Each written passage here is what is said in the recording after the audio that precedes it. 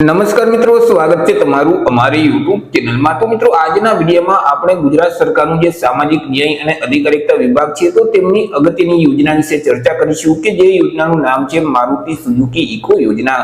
જે યોજના અંતર્ગત ઇકો વાન જેવા વાહનોની ખરીદી માટે ધિરાણ સ્વરૂપે સહાય આપવામાં આવે છે। યોજના વિશે તમામ માહિતી એક જ વિડીયોમાં મેળવી લેશું, પરંતુ તે પહેલા વિડીયો ગમે તો લાઈક અને શેર કરી દેજો। ચેનલમાં નવા હોય તો ચેનલને સબસ્ક્રાઇબ કરી દેજો। તો ચાલો મિત્રો, વિડીયોની શરૂઆત કરીએ।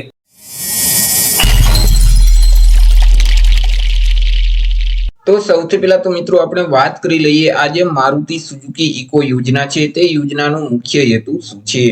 તો કે મિત્રો, મૂળ ગુજરાત રાજ્યમાં રહેતા અનુસૂચિત જાતિના લોકો છે તો તે લોકો ઇકો અથવા તો વાન જેવા વાહનની ખરીદી કરી અને પોતે રોજગાર મેળવી શકે, પોતે આર્થિક રીતે આત્મનિર્ભર બની શકે તે હેતુ માટે ગુજરાત સરકારનું જે અનુસૂચિત જાતિ વિકાસ નિગમ આવેલું છે તેના દ્વારા મારુતિ સુઝુકી ઇકો સહાય યોજના અમલમાં મૂકવામાં આવેલી છે કે જે યોજના અંતર્ગત ઇકોની ખરીદી માટે ધિરાણ સ્વરૂપે નિગમ તરફથી સહાય આપવામાં આવે છે। વાત કરી લઈએ આપણે સહાય વિશે કે યોજના અંતર્ગત કેટલી અને કેવી રીતે સહાય આપવામાં આવે છે।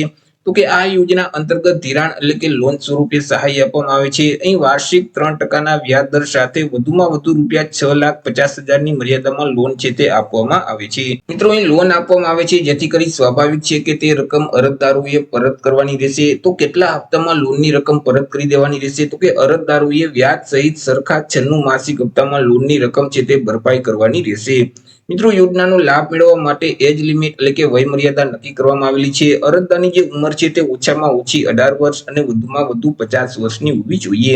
જો 18 વર્ષ કરતા ઉંમર ઓછી હશે અથવા તો 50 વર્ષ કરતા ઉંમર વધી જતી હશે તો આ યોજનાનો લાભ છે તે મળવા પાત્ર થતો નથી। એવી જ રીતે અરજદારના કુટુંબની વાર્ષિક આવક મર્યાદા પણ નક્કી કરવામાં આવેલી છે। અરજદારના કુટુંબની જે વાર્ષિક આવક છે તે રૂપિયા 6 લાખ કે તેના કરતા ઓછી હોવી જોઈએ। જો રૂપિયા 6 લાખ કરતા વધારે વાર્ષિક આવક હશે તો પણ આ યોજનાનો લાભ મળવા પાત્ર થતું નથી। અને મિત્રો, અહીં વાહનની ખરીદી માટે લોનની અરજી કરેલ છે જેથી કરી સ્વાભાવિક છે કે તે વાહન ચલાવવા માટેનું અરજદાર પાસે માન્ય ડ્રાઇવિંગ લાયસન્સ ફરજિયાત હોવું જોઈએ। હવે આ યોજનાનો લાભ છે તે આજીવનમાં કુટુંબમાંથી કોઈ પણ એક જ વ્યક્તિને મળવા પાત્ર થાય છે। જો અગાઉ કુટુંબના કોઈ પણ સભ્યોએ આ યોજનાનો લાભ મેળવી લીધેલ હશે તો ફરીથી બીજા સભ્યને આ યોજનાનો લાભ આપવામાં આવતો નથી।